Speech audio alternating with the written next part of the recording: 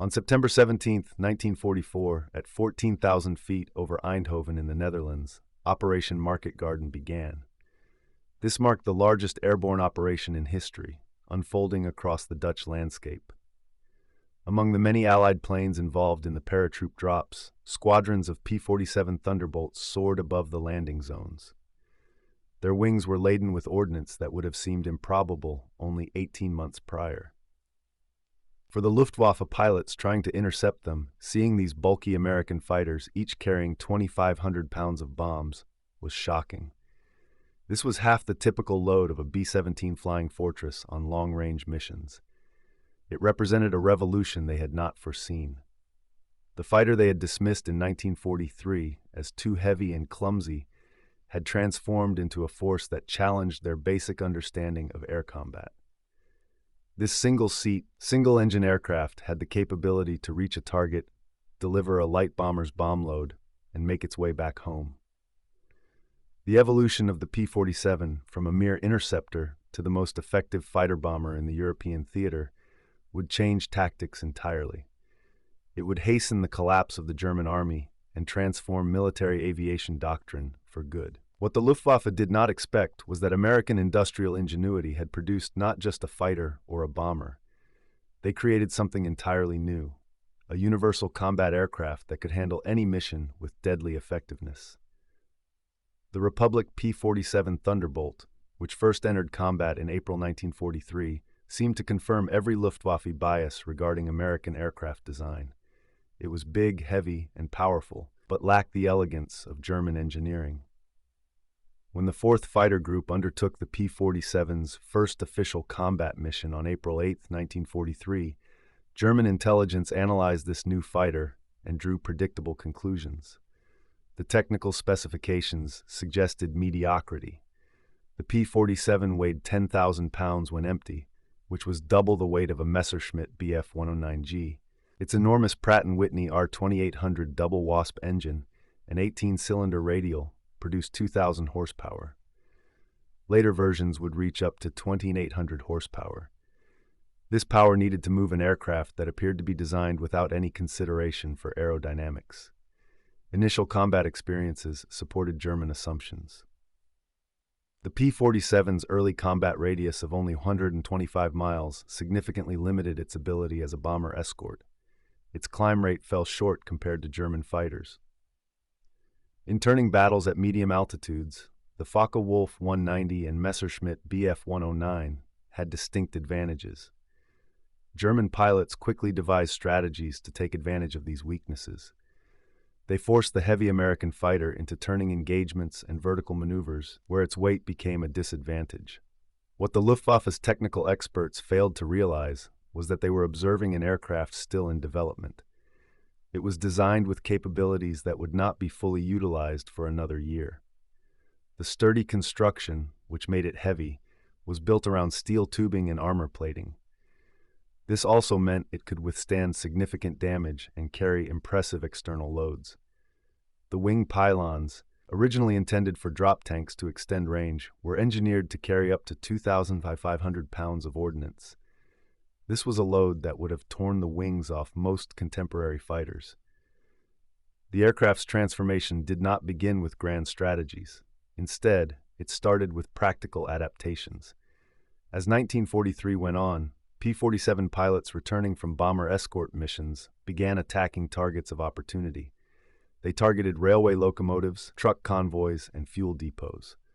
The results were instantly encouraging. The 8 Browning M250 caliber machine guns, each firing 800 rounds per minute, could deliver 12.7 pounds of lead per second. This was enough to penetrate a locomotive's boiler or devastate a truck convoy. The first official bomb-carrying modifications occurred in November 1943. Engineers fitted bomb shackles rated for 500-pound bombs on the belly and wing pylons. On November 25, 1943, the 62nd Fighter Squadron carried out the first official P-47 bombing mission by attacking the Luftwaffe airfield at Stomer, France. 8 Thunderbolts, each equipped with 2 250-pound bombs, successfully destroyed 2 hangars and damaged 5 aircraft on the ground. The winter of 1943 to 1944 saw Republic Aviation and the United States Army Air Force's technical services speed up the P-47's evolution. Engineers reinforced wing spars to handle uneven loads when only one bomb was dropped. They developed new electrical systems for bomb release mechanisms that could work at heights of 30,000 feet or at treetop level. They created specialized gun sights, including the K-14 computing gun sight that could calculate bombing angles for both dive and glide attacks. By early 1944, the modifications had advanced far beyond simple bomb racks. The M8 4.5-inch rockets, each carrying the firepower of a 105mm artillery shell, equipped the P-47 with the power of a naval destroyer. A single Thunderbolt could carry 10 rockets along with two 1,000-pound bombs. This explosive capacity exceeded that of many twin-engine bombers early in the war. On D-Day, June 6, 1944, the Luftwaffe understood the true potential of the P-47. On that day alone, P-47s completed 1,985 sorties. They dropped 525 tons of bombs and fired 135,000 rounds of 50 caliber ammunition. They destroyed 86 locomotives, 507 motor vehicles, 38 gun positions, and 17 fuel dumps. The aircraft that the Germans once viewed as a mediocre high-altitude interceptor transformed into the backbone of tactical air power. Luftwaffe pilot Gerhard, among history's highest-scoring aces with 275 victories, faced P-47s throughout 1944. In a 1996 interview with HistoryNet, he mentioned, "The P-47 that shot me down, we recognized it immediately. It had incredible diving speed and could reach up to 1,400 kilometers per hour, while the Bf-109 was capped at 1,000 kilometers per hour. I learned this the hard way when they pursued me, and I had no options left." On May 12, 1944, Gerhard was shot down by P-47s from the 56th Fighter Group, losing his left thumb during the engagement. His damaged flying glove is now featured at the National Air and Space Museum. After the war, he flew captured P-47s at the German Fighter Leaders School for around 300 hours, assessing Allied aircraft capabilities. The P-47's ability to switch instantly from bomber to fighter posed an impossible tactical challenge for the Luftwaffe. German fighters sent to intercept what seemed like vulnerable fighter bombers soon found themselves in fierce combat against aircraft that had just dropped their bombs and were now pure fighters equipped with superior firepower and impressive durability. The P-47's payload capacity created a logistical nightmare for the Germans. A standard P-47 D-25 could handle different bomb configurations. It could carry two 1,000-pound bombs, three 500-pound bombs, or a mix of bombs and rockets totaling 2,500 pounds. This was about 62.5% of a B-17's typical 4,000-pound operational load on long-range missions. Thus, it was reasonable to estimate that the P-47 carried roughly half of the B-17's bomb load. A squadron of 16 P-47s could deliver 32,000 pounds of bombs, similar to 8 B-17s flying at typical combat loads. However, unlike heavy bombers that flew from England twice weekly, P-47s could conduct 3 missions daily from forward airfields. A single P-47 squadron could theoretically deliver even more. The P-47 Thunderbolt managed to deliver more tonnage in just one day than a heavy bomber squadron could manage in an entire week. The difference in efficiency was clear. One P-47 carrying two 500-pound bombs needed only one pilot and a minimal ground crew. In contrast, one B-17, loaded with 4,000 pounds of bombs, required 10 aircrew members, along with specialized ground support. The fighter bomber offered significant destructive capability while demanding far less manpower. In August 1944, the P-47 showcased its devastating effectiveness during the fight at the Falaise Pocket. As German forces tried to break free from encirclement between August 12th and 21st, they endured relentless attacks from P-47s that operated in shifts from dawn until dusk. Verified reports showed that on August 13th, 112 tanks were confirmed destroyed. On August 14th, 287 motor vehicles met the same fate. On August 15th, 42 locomotives were destroyed, and on August 16, 89 horse-drawn vehicles were taken out. The 9th Air Force's P-47 groups worked on a relay system, where fresh squadrons arrived as others left to rearm and refuel. This ensured continuous pressure on German forces attempting to move during the day. Analysis after the battle indicated that about one-third of all German vehicles destroyed in the pocket fell victim to air attacks, with P-47s responsible for a majority of these losses. By September 1944, the deployment of the 5-inch high-velocity aircraft rocket, or HVAR, transformed P-47s into effective tank destroyers. Each HVAR carried a 60-pound warhead that could penetrate any German tank's armor, including the powerful Tiger and Panther models. A P-47 could carry 10 HVARs, delivering the equivalent firepower of a battalion's artillery barrage in a single run. The 306th Fighter Group led the way in executing systematic rocket strikes against German armor. Their after-action reports noted a successful approach of diving from 5,000 feet at a 30-degree angle and releasing rockets at 1,500 feet, achieving direct hits on 30 to 40% of launches, which far surpassed artillery accuracy rates. The Battle of the Bulge in December 1944 further highlighted the P-47's adaptability as an all-weather fighter bomber. Even in freezing fog and snow that grounded most aircraft, P-47s fitted with British-developed rocket rails and enhanced instruments continued their missions. When the weather cleared briefly on December 23rd, P-47s completed 647 sorties, claiming over 400 vehicles destroyed. The statistics between December 23 and 27, 1944, illustrate the substantial impact of the P-47, with 201 tanks taken out. In total, 1,930 motor vehicles were destroyed, along with 953 horse-drawn vehicles, 89 locomotives, 512 railcars, and 47 bridges that were damaged or destroyed.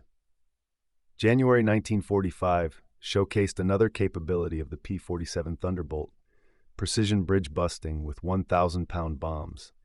The 56th Fighter Group devised methods to take out railway bridges that had survived heavy bomber strikes. 8 P-47s could release bombs with 500-foot accuracy while diving at an angle of 60 degrees. This far surpassed the precision of high-altitude heavy bombers, which often missed their target by as much as 1,000 feet. The introduction of the Messerschmitt Me-262 jet fighter in early 1945 should have changed the dynamics of air combat. With a speed advantage of 100 miles per hour over the P-47s, it appeared to be safe from being intercepted. However, the P-47's shift to a fighter-bomber role revealed an unexpected weakness. The Me-262 needed long concrete runways and consumed fuel rapidly. Consequently, their bases became prime targets for P-47 fighter bombers. On March 21, 1945, P-47s from the 365th Fighter Group engaged JG-7's Me-262s as they took off from Lipspring Airfield. The jets were unable to maneuver or reach the speed necessary to escape. In just 5 minutes, 8 Me-262s were destroyed, more than the Luftwaffe could produce in a week. During Operation Clarion in March 1945, fighter bombers systematically dismantled the German transportation network. P-47s were assigned to areas with the instruction to destroy anything capable of moving. On March 22 alone, P-47s reported 89 locomotives destroyed, 1,026 railcars destroyed, 155 motor vehicles destroyed, 17 bridges taken out, and 93 rail cuts with severed tracks. The transformation of the P-47 required ongoing innovation. The P-47D-25, introduced in mid-1944, was equipped with reinforced wings capable of supporting a 3,000-pound external load, universal bomb shackles for British and American ordnance, and zero-length rocket launchers to minimize drag. It also featured improved oil cooling for extended low-altitude operations and paddle blade propellers for better acceleration. Water injection enhanced power to 2,800 horsepower, while the K-14 computing gun sight allowed for precise bombing. The Republic aviation plants in Farmingdale and Evansville displayed remarkable production flexibility. They reached peak production of 35 P-47s per day, producing 28 major variants and developing 430 field modification kits. Remarkably, the plants maintained continuous production for 48 months without any breaks for redesign, an achievement that no other fighter manufacturer could match. Transforming P-47 pilots from fighter specialists to versatile combat aviators required innovative training methods. The United States Army Air Forces established programs that mandated a minimum of 200 flight hours before combat. This included 50 practice bombing runs, 20 rocket firing passes, 100 strafing runs, 40 hours of instrument flying, and 30 hours of formation flying. This extensive training sharply contrasted with the late-war Luftwaffe pilot preparation, which had dwindled to only 110 flight hours prior to combat without any fighter-bomber training for fighter pilots. American pilots showed their skill in high-altitude escort, medium-altitude combat, low-level navigation, dive bombing, skip bombing, glide bombing, rocket firing, napalm delivery, and ground strafing. They smoothly transitioned between roles as missions required. In February 1945, napalm bombs were introduced on P-47s. The 150-gallon drop tanks filled with jellied gasoline became weapons capable of incinerating entire city blocks or forest positions. The 362nd Fighter Group first used napalm operationally on February 14, 1945, targeting a Wehrmacht supply depot hidden in the Reichswald forest. 8 P-47s each carried one napalm tank and one 500-pound bomb, creating a firestorm visible from 20 miles away and destroying 3 acres of supplies in minutes. From March to May 1945, the P-47 reached its evolutionary peak. The P-47M, capable of 470 miles per hour, entered service, matching the performance of early jets. Meanwhile, the P-47N, designed for the Pacific, demonstrated a range of 2,350 miles when carrying bombs. However, it was the tactical employment of the P-47 that truly transformed warfare. P-47s operated as forward air controllers directing other aircraft, served as artillery spotters for ground forces, acted as photo reconnaissance platforms, provided communication relays, engaged in psychological warfare by dropping leaflets, and delivered emergency supplies to surrounded units. This single aircraft type could carry out 6 different mission types in just one day. The comprehensive statistics of P-47 operations highlight this revolution. A total of 15,683 P-47s were built. The Republic Aviation Company produced the most American fighters, constructing 9,086 aircraft at Armingdale and 6,242 at Evansville. Curtiss-Wright in Buffalo made 354 aircraft. Their peak daily production reached 35 aircraft. The unit cost dropped from $15,594 in 1942 to $8,309 in 1945. In combat operations, over 746,000 sorties were flown. The combat losses totaled 3,499 aircraft, while non-combat losses reached 1,723 aircraft. The loss rate per sortie was 0.7%. The air-to-air kill ratio stood at 4.6 to 1, and the ordnance delivered included 132,000 tons of bombs dropped. Rockets fired 135,000 rounds of 50 caliber ammunition, totaling 119 million rounds. This led to confirmed destruction in the European theater. In air combat, 3,916 enemy aircraft were destroyed. Ground attacks accounted for 3,322 enemy aircraft. Additionally, 9,000 locomotives and 86,000 railway cars were taken out. Motor vehicles totaled 68,000, while 6,000 armored vehicles were destroyed. Horse-drawn vehicles numbered 60,000. The evolution of the P-47 Thunderbolt fundamentally changed military strategy. Pre-war doctrine strictly separated strategic and tactical air power. Heavy bombers targeted strategic goals, fighters focused on air superiority, and attack aircraft supported ground operations. The P-47 merged these roles, achieving strategic outcomes through tactical approaches. The P-47's destruction of transportation infrastructure accomplished what years of strategic bombing failed to achieve. By April 1945, German forces were unable to move during the day. Supply lines stopped working, and reinforcements could not reach the front. The tactical became strategic through the cumulative effect of these operations. A survey analysis of strategic bombing revealed that fighter-bomber missions, mainly by P-47s, reduced German rail traffic by 75% in forward areas by March 1945. This paralysis in transportation was more significant in contributing to German defeat than the destruction of industrial targets by heavy bombers. The success of the P-47 led to major changes in military doctrine. The first doctrine manual of the United States Air Force in 1947 stated that the distinction between fighter and attack aircraft was no longer relevant. All fighters should be capable of ground attack, and all attack aircraft must be able to defend themselves.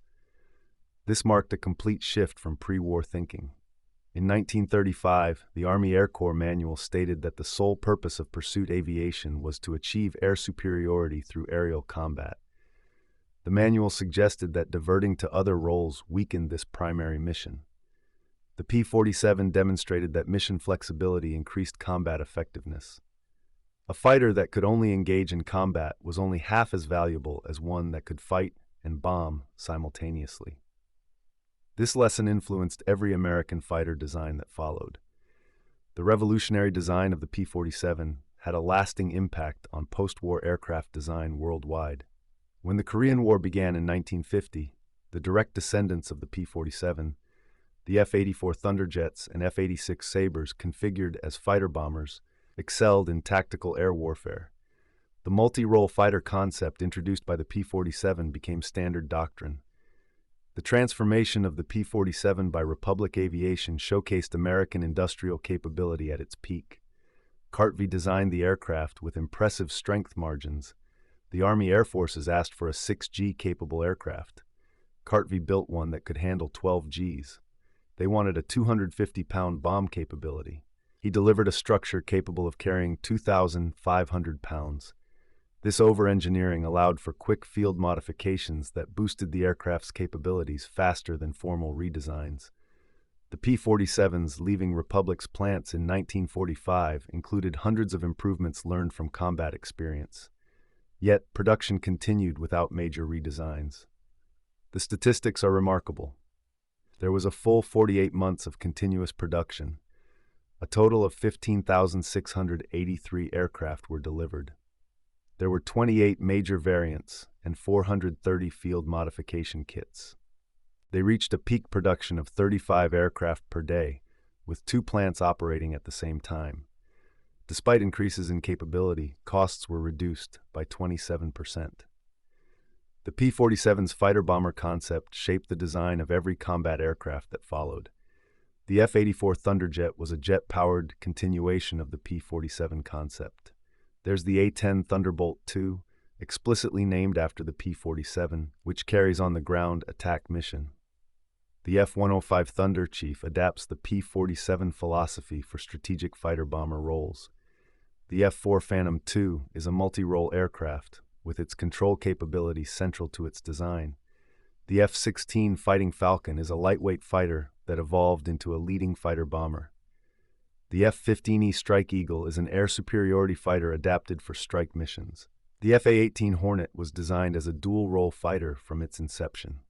Lastly, the F-35 Lightning II is the ultimate multi-role aircraft set to replace specialized types.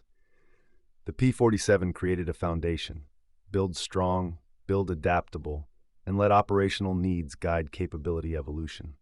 A comprehensive training program for P-47 fighter-bomber pilots set standards that are still in use today. Modern fighter pilots are trained for air-to-air combat, air-to-ground attack, reconnaissance, and electronic warfare. This multi-role approach was first pioneered by P-47 squadrons. The 200-hour pre-combat training requirement for P-47 pilots became the baseline for post-war air forces worldwide. The focus on instrument flying, formation tactics, and accuracy in weapons delivery established professional standards that define modern military aviation. Luftwaffe veterans consistently identified the P-47 fighter bomber as a key factor in Germany's defeat. The validated testimony from pilots who extensively flew captured P-47s after the war provides essential insights. In a 1996 interview with HistoryNet, the pilot highlighted the aircraft's comfort, reliability, and versatility. He pointed out that the engine had no oil leaks, which was not the case with German aircraft. Statistical analysis backs up what veterans have said. By the end of the war, the Luftwaffe could only field about 100 operational fighters each day. This was not due to a shortage of aircraft, but rather a lack of fuel, airfields, and logistics, all impacted by the P-47 Thunderbolts. The fighter bomber accomplished what strategic bombing could not. It caused complete paralysis of enemy operations. The P-47's role as a fighter bomber proved to be economically efficient compared to traditional bombers. The costs per ton of bombs delivered were significant. The B-17 Flying Fortress cost $28,000. The B-24 Liberator cost $24,000. Meanwhile, the P-47 Thunderbolt cost just $4,200. Crew losses per 100 tons delivered were also telling. The B-17 lost 8.5 aircrew members, while the B-24 lost 7.2. The P-47 had losses of only 0.9 pilots. The support requirements per ton delivered were striking as well. The B-17 needed 47 ground personnel, while the P-47 only required 8.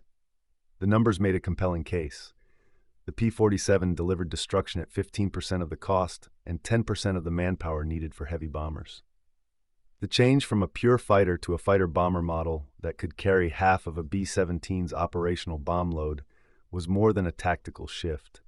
It showed the American military's talent for practical adaptation. The Luftwaffe did not see this transformation coming. It went against their core beliefs about specialized military equipment.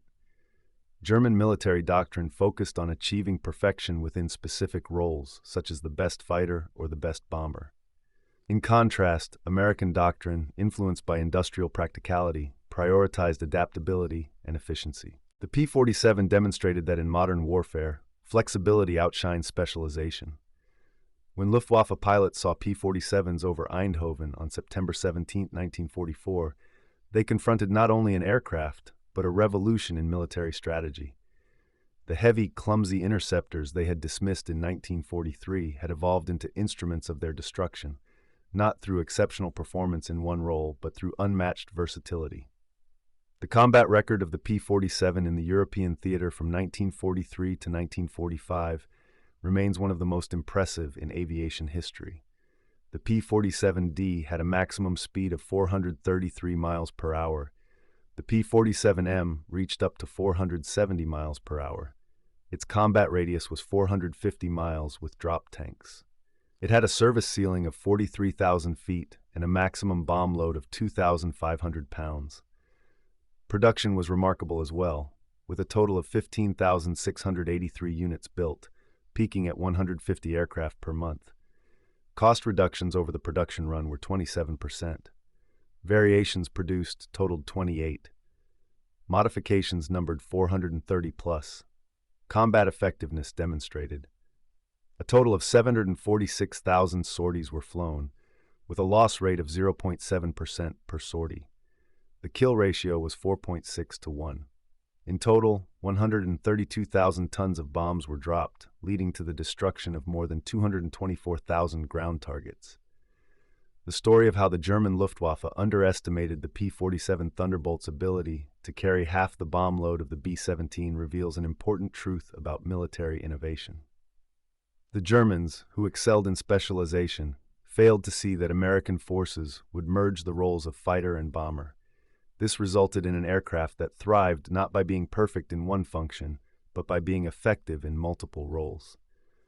The P-47 Thunderbolt's shift from an interceptor to a fighter-bomber not only astonished the Luftwaffe, but also transformed air warfare. Every modern combat aircraft today reflects the lessons learned from the evolution of the P-47. The heavy fighter that struggled to outmaneuver the Messerschmitt eventually turned the tide of World War II. In the end, the 7-ton fighter dismissed by the Luftwaffe as too heavy to be significant became a tool for their downfall.